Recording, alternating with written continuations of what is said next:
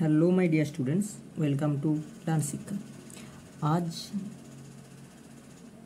P block elements से lecture number 1 group 15 group 18 हमारे হয়ে গেছে, গ্রুপ 17 আমাদের হয়ে গেছে, গ্রুপ 15 হবে, গ্রুপ 16 হবে, তাহলে পি ব্লক শেষ। গ্রুপ 15 এর লেকচার নাম্বার 1 হয়তো 3টে লেকচার হবে, মানে আর দুটো হবে, এটা হয়ে গেলে। তো শুরু করছি গ্রুপ 15 পি ব্লক এলিমেন্টস। সবাই ধৈর্য ধরে ভিডিওটি দেখবে, খুবই কম টাইমের ভিডিও হবে, তোমরা সবাই দেখবে। ভিডিওটি ভালো লাগলে অবশ্যই লাইক করবে এবং চ্যানেল নতুন হয়ে থাকলে চ্যানেলটিকে সাবস্ক্রাইব করে পাশের বেল আইকন প্রেস করে অল নোটিফিকেশানটি অন করে রাখবে। দেখো আজকে টপিক টু বি কভার্ডে কী কী আছে। ইন্ট্রোডাকশান করবো কিছুটা। নাইট্রোজেন ফ্যামিলি, তো এটা নাইট্রোজেন ফ্যামিলি আমরা জানি, নিক্টোজেন বলা হয় গ্রুপ 15কে। কিছু জেনারেল ট্রেন্ড, ওই জারণ সংখ্যা, পরমাণু ব্যাসার্ধ এইগুলো দেখবো।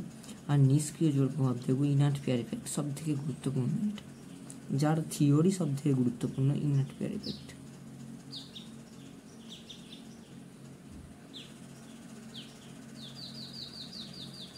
তো দেখ, পিরিয়ডিক টেবিলটা আমি এনেছি, এই হচ্ছে পিরিয়ডিক টেবিল। তার মধ্যে এটা হচ্ছে group 15 elements, nitrogen, phosphorus, arsenic, antimony, bismuth. এই নিচেরটা আমার দরকার নেই। এটা হচ্ছে গ্রুপ 15 এলিমেন্টস লেখা আছে, দেখতে পেয়েছিস? Group 15 elements. এরা 15 গ্রুপ 15-এর মৌল। আর নাইট্রোজেন হচ্ছে তোর 1 নাম্বার পিরিয়ডের মৌল, ফসফরাস 2nd পিরিয়ডের মৌল, আর্সেনিক 3rd পিরিয়ডের মৌল। এইগুলো তোরা জানিস, ছোটোবেলায় এগুলো পড়েছিস। যেটা মেন আমাদের এখানে ইলেকট্রন বিন্যাস, ইলেকট্রন কনফিগারেশন আমাদের জানতে হবে। সেটা কি না, নাইট্রোজেন এলিমেন্ট এর ইলেকট্রনিক কনফিগারেশন আমরা জানি। প্রত্যেক মৌল বা পরমাণু, প্রত্যেক অণু বা পরমাণু যেই হোক, সে পরমাণুই হয় বা আয়ন, সে চায় কি না তার নিষ্ক্রিয় মৌল, অর্থাৎ তার আগের যে নিষ্ক্রিয় মৌল, সেই নিষ্ক্রিয় মৌলের ইলেকট্রন বিন্যাস অর্জন করতে, অর্থাৎ তার নিষ্ক্রিয় মৌলের কাঠামো অর্জন করতে চায় ইলেকট্রন বিন্যাসের মাধ্যমে। তাই আমি ইলেকট্রন বিন্যাস, দেখ তুই এই দিকেরগুলো কি দেখছিস, নাইট্রোজেন, ফসফরাস, 1 সেকেন্ড, নাইট্রোজেন, দেখ হিলিয়াম, অর্থাৎ হিলিয়ামের যেটা পরমাণু মানে ইলেকট্রন বিন্যাস, সেটা এইখানে হবে। হিলিয়ামের যেটা ইলেকট্রন বিন্যাস সেটা এই জায়গাটায় হবে। ক্লিয়ার? বোঝা গেছে? তারপর হচ্ছে 2s2 2p3, 3s2 3p3, 4s2 4p3, 5s2 5p3, 6s2 6p3। অর্থাৎ আমরা বলতে পারি এদের সাধারণ ইলেকট্রন বিন্যাস,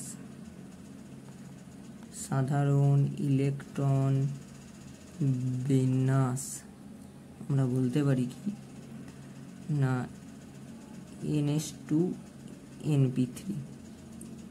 NH2NP3 আমরা বলতে পারি এদের সাধারণ ইলেকট্রন বিন্যাস। বোঝা গেছে? NH2NP3 বলতে পারি।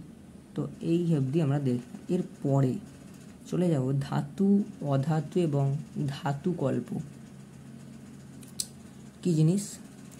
দেখ, nitrogen, phosphorus, antimony, nitrogen, phosphorus, arsenic, antimony, bismuth. এই যে নাইট্রোজেন আর ফসফরাস এরা হচ্ছে অধাতু, আর্সেনিক আর এই যে অ্যান্টিমনি এরা হচ্ছে ধাতু কল্প, আর বিসমাথ এরা হচ্ছে ধাতু। তাহলে নাইট্রোজেন আর ফসফরাস হচ্ছে অধাতু, আমরা দেখলাম। আর্সেনিক আর অ্যান্টিমনি এরা হচ্ছে ধাতু কল্প, বিসমাথ হচ্ছে ধাতু, আমরা দেখলাম। বোঝা গেছে এইটুকু? এরপর পারমাণবিক ব্যাসার্ধ, অর্থাৎ অ্যাটমিক রেডিয়াস, পারমাণবিক ব্যাসার্ধের ট্রেন্ডটা কি? এইগুলোই হচ্ছে জেনারেল ট্রেন্ড। আমি যে টপিকে লিখেছিলাম জেনারেল ট্রেন্ড, এইগুলো হচ্ছে তার জেনারেল ট্রেন্ড। এগুলোই মেন, এইগুলোই কি না, শ্রেণী বরাবর। আচ্ছা, আমি এখানে লিখেই দিচ্ছি।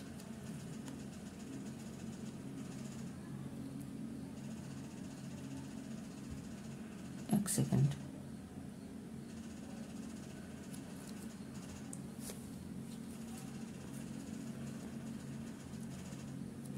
লিখছি।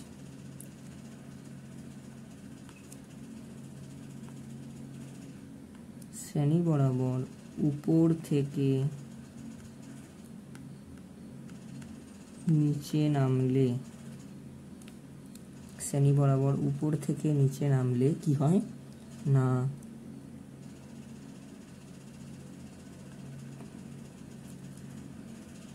পারমাণবিক ব্যাসার্ধ বৃদ্ধি পায়,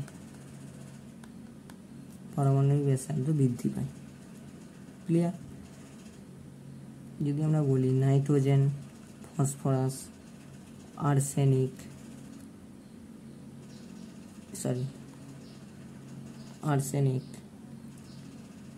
অ্যান্টিমনি, বিসমাথ, তাহলে শ্রেণী থেকে উপর দিকে নিচে নামলে তো, শ্রেণী থেকে যদি উপর দিকে নিচে নামি তাহলে তো বৃদ্ধি পাচ্ছে পারমাণবিক ব্যাসার্ধ। মানে সব থেকে বেশি কার? ইয়াস, সব থেকে বেশি হচ্ছে বিসমাথের। তাহলে এরকম, এটা হচ্ছে জিনিস, এই হচ্ছে ব্যাপার। আচ্ছা, শ্রেণী বরাবর উপর থেকে নিচে নামলে আমি আর একটা পেজ অ্যাড করবো, 7 আমি এখানে একটা লিখবো জিনিস।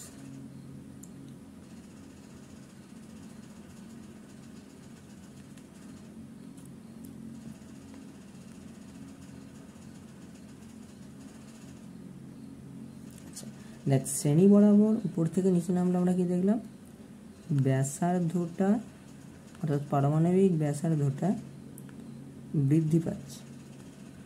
আর কি হচ্ছে? আকার বাড়ছে। আর কি হচ্ছে? আয়ন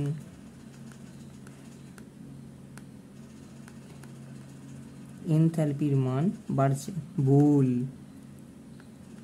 কমছে। আয়ন এনথালপির মান কমছে। বোঝা যাচ্ছে? এবার আসবো আয়ন শক্তি। আয়ন শক্তি এবার আসবো আমরা এই আয়ন শক্তির আলোচনা। আয়ন শক্তি কি হয় দেখ, মানে ionization enthalpy. Nitrogen, phosphorus, arsenic, antimony, bismuth, এটা হচ্ছে ক্রম। Nitrogen, phosphorus, arsenic, antimony, bismuth. Clear? এর আগেরটা কি ছিল? Bismuth, antimony, arsenic, phosphorus, nitrogen. এটা কি না নাইট্রোজেন, ফসফরাস, মানে আমরা এক কথায় বলতে পারি, যদি মনে কর নাইট্রোজেন মনে কর উপরে, nitrogen, phosphorus, arsenic, antimony, bismuth.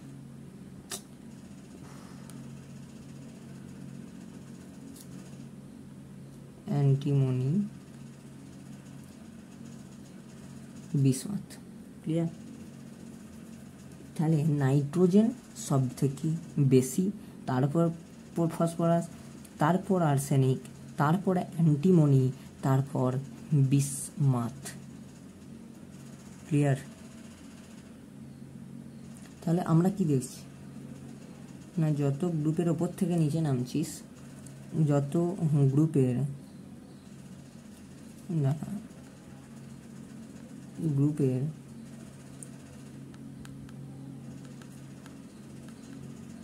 ওপর থেকে নিচে নামলে আয়ন শক্তি হ্রাস পায়। আমরা সেটা আগে দেখলাম না, এই যে আয়ন এনথালপি হ্রাস হচ্ছে, দেখলাম তো।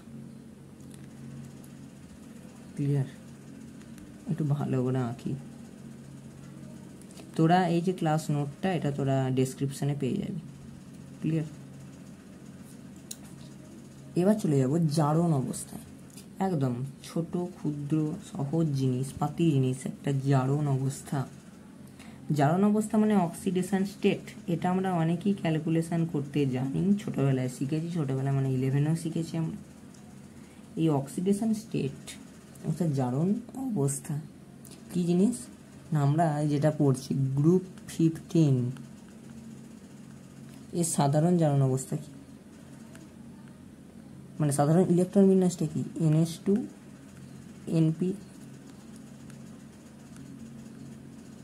NP3 ঠিক।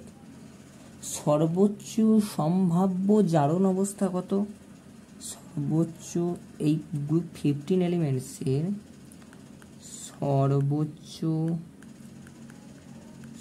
সম্ভাব্য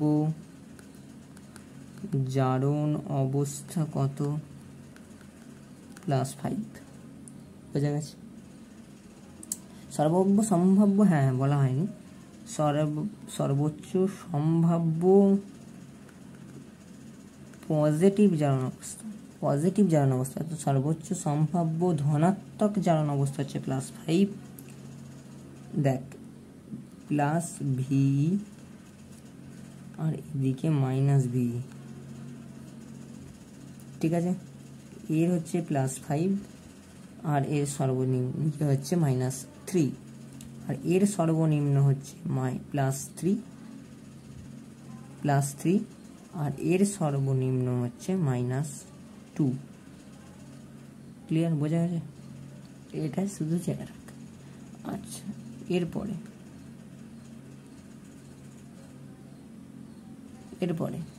কি হবে না, নাইট্রোজেন, ফসফরাস, আর্সেনিক, অ্যান্টিমনি, বিসমাত্রা একটু পাশে লিখেছি। বিসমাত্রার ক্ষেত্রে একটা আলাদা জিনিস আছে। কি জিনিস আছে? কিছু একটা জিনিস আছে। নাইট্রোজেনে আমরা দেখলাম +5 +3 দুটো, +5 +3 দুটো। ফসফরাসেরও তাই +5 +3 দুটো, আর্সেনিকেরও তাই +5 +3 দুটো, আর এই তোর অ্যান্টিমনিরও তাই +5 +3 দুটো।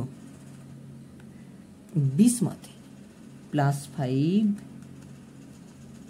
+3 এরও তাই দুটোই +5 +3, বাট এর স্টেবল যে জারণ অবস্থাটা সেটা হচ্ছে +3টা। ক্লিয়ার? +3 সর্বাধিক স্থিতিশীল জারণ অবস্থা বা অক্সিডেশন স্টেট, এটা হচ্ছে +3। তাহলে সর্বাধিক স্থায়ী আমি লিখছি না, সর্বাধিক স্থিতিশীল জারণ অবস্থা হচ্ছে +3। আর একমাত্র যৌগ গঠন করে BiF5, একমাত্র সুস্থিত যৌগ। এটা হয় MCQ আসে, একমাত্র সুস্থিত যৌগ, একমাত্র সুস্থিত যৌগ যেখানে Bi +5 এর অক্সিডেশন স্টেটে থাকে। এই জিনিসটা খুব গুরুত্বপূর্ণ। BiF5 একমাত্র সুস্থিত যৌগ থাকে যেখানে Bi +5 অক্সিডেশন স্টেটে থাকে। আচ্ছা, খুবই সহজ জিনিসটা গেল। এখানে আমরা এটাকে বক্স করে দেব, খুব আনন্দের সাথে এটা বক্স করে দিলাম, এবং তার সাথে এটাকেও একটা বক্সে পুড়ে দেব। ঠিক আছে, থাক। এরপর মেইন ইম্পর্টেন্ট যে জিনিস সেটা হচ্ছে নিষ্ক্রিয় জোড় প্রভাব, অর্থাৎ inert pair effect. Inert pair effect, নিষ্ক্রিয় জোড় প্রভাব। আমরা নাইট্রোজেন দেখেছি, ফসফরাস দেখেছি, আর্সেনিক দেখেছি, অ্যান্টিমনি দেখেছি, বিসমাথ দেখেছি। এই nitrogen, phosphorus, arsenic, antimony, bismuth, এদের যে সকল জারণ অবস্থা তোরা সেগুলো জানিস। অর্থাৎ আমি যদি চলে যাই, এখানে নাইট্রোজেন আমরা দেখেছি +2s2 2p3, আমরা কথা বলবো এইগুলো সব আমরা জানি 3s2 3p3 4s2 4p3 5s2 5p3 6s2 6p3 আমরা এইটা নিয়ে কথা বলবো বুঝতে পেরেছিস বিসমার্কটাকে নিয়ে আমরা এখন যাচ্ছি কথা বলতে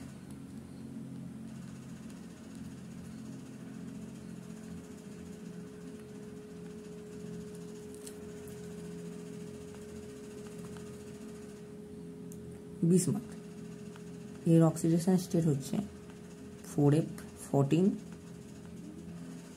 5d10 6s2 6p3 আমি ছেড়ে লিখলাম তোরা জানা ছেড়ে এত দূরে লিখিস না এটাই বোঝানোর জন্য লিখলাম এই যে এইটুকুটার জন্য যেহেতু এর ডি অরবিটাল আছে এফ আর ডি দুটো অরবিটালই আছে তাহলে তার জন্যই এটা দুর্বল আবরণী প্রভাব দেখায় দুর্বল আবরণী প্রভাব দেখায় কি দেখায় দুর্বল আবরণী প্রভাব দেখায় দুর্বল আবরণী প্রভাব দেখায় বোঝা গেছে আচ্ছা এরও একটা পেজ আমরা অ্যাড করে নেব চলে যাই কি আছে না দুর্বল আবরণী প্রভাব দেখাচ্ছে কেননা NH2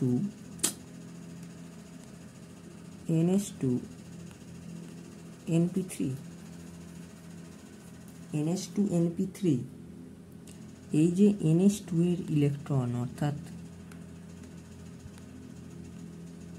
এই যে NH2 এর ইলেকট্রনটা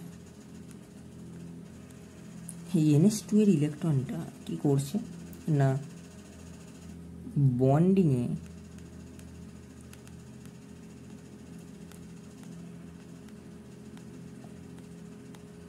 অংশগ্রহণ করছে কিসে করছে বন্ডিংয়ে অংশগ্রহণ করছে যার ফলে এটা কি থাকছে ইনার্ট থাকছে বা নিষ্ক্রিয় থাকছে ঠিক এর দুটো ইলেকট্রন পেয়ারিংয়ে আছে অর্থাৎ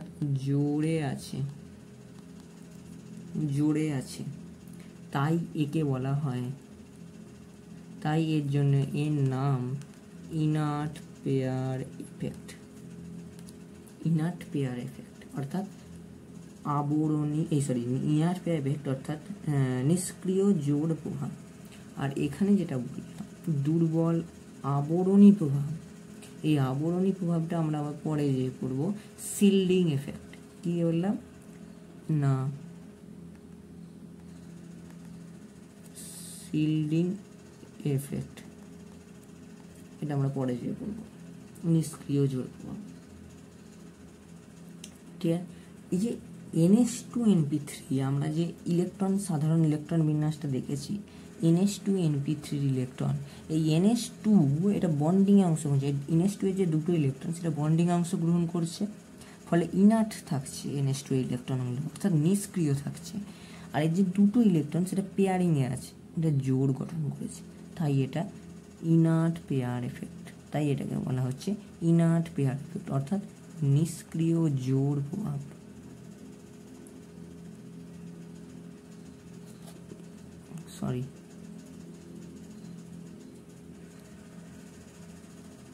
ইনার্ট পেয়ার এফেক্ট অর্থাৎ নিষ্ক্রিয় জোড় প্রভাব ক্লিয়ার বোঝা গেছে আচ্ছা এবার নাইট্রোজেন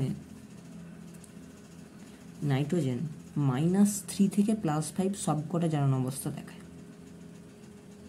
ক্লিয়ার বা নাইট্রোজেন সংজাত কিছু যৌগ তাদের জারণ অবস্থাগুলো আমরা একবার দেখে নেব আচ্ছা NH3 জারণ অবস্থা আপনার গ্রুপ 17 জারণ অবস্থা কিভাবে নির্ণয় করতে সেসব আমরা শিখিয়েছি গ্রুপ 18 শিখিয়েছি তাই আমি আর শেখাবো হাইড্রোজেন এর জারণ সংখ্যাটা আমরা এখানে বার করব n x ধরে নিচ্ছি মনে হাইড্রোজেন +1 করে 3 বার আছে 3 মানে x + 3 = 0 তাহলে x = -3 আচ্ছা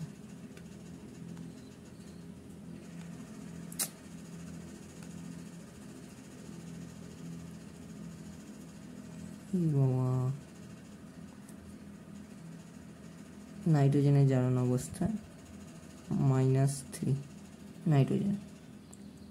ক্লিয়ার? এখানে নাইট্রোজেনের জারণ অবস্থা 0। N2O3-তে 2x -2 করে 3 বার, অর্থাৎ -6, মানে -6 দিকে গেলে +6, x = +3।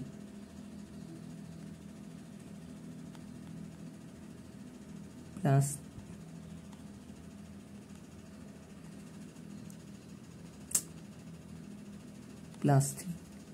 N2H4-এ হাইড্রোজেন 4টে, 2x অর্থাৎ 2 দিয়ে ভাগ হয়ে যাবে, অর্থাৎ হচ্ছে -2। N2O-তে অক্সিজেন -2 করে একবার, মানে এখানে +1, 2x নাইট্রোজেনের জন্য, তাহলে +1। এখানে অক্সিজেন -2 করে দুবার, অর্থাৎ -4, x - 4 = 0, তাহলে x + 4। বোঝা গেছে? NH2OH, এখানে হাইড্রোজেন 1 করে দুবার, অর্থাৎ 2, আবার +2 অর্থাৎ কেটে গেল, হাইড্রোজেনের +1, নাইট্রোজেনের x ধরলে এটা হয়ে যাবে -1। বোঝা গেছে? NO, অক্সিজেন -2, ওদিকে গেলে +2। ঠিক আছে? নাইট্রোজেনের N2O5 -2 করে 5 বার, অর্থাৎ 10, আর 2x অর্থাৎ 10টা ওদিকে গেলে +10, আর 2x সমান তাহলে 10, তাহলে x সমান +5। বোঝা গেছে? জারণ সংখ্যা নির্ণয় এগুলো আমি শিখিয়েছি, আশা করি বোঝা গেছে। আজকের লেকচার এই অবধি, একটা ছোট লেকচার, সময় 23-24 মিনিটের একটা লেকচার, যেখানে আমরা অনেক কিছু জিনিস আজকে পড়েছি, জেনারেল ট্রেন্ড পড়েছি কিছু। তো কনসেপ্ট আশা করি বোঝা গেছে, আমি ধরে নেব হ্যাঁ কনসেপ্ট ক্লিয়ার হয়েছে। দেখা হচ্ছে পরের কোনো লেকচারে, ততক্ষণ ভালো থাকিস, সুস্থ থাকিস, টেক কেয়ার, গুড বাই। ভালো করে পড়াশোনা কর, মন দিয়ে পড়াশোনা কর, আর ইনঅর্গ্যানিকটাকে ভালো করে রপ্ত করার চেষ্টা কর। তাহলে আজকের লেকচার এই পর্যন্তই, দেখা হচ্ছে পরের কোনো ভিডিওতে। তখন ভালো থাকিস, সুস্থ থাকিস, টেক কেয়ার, গুড বাই।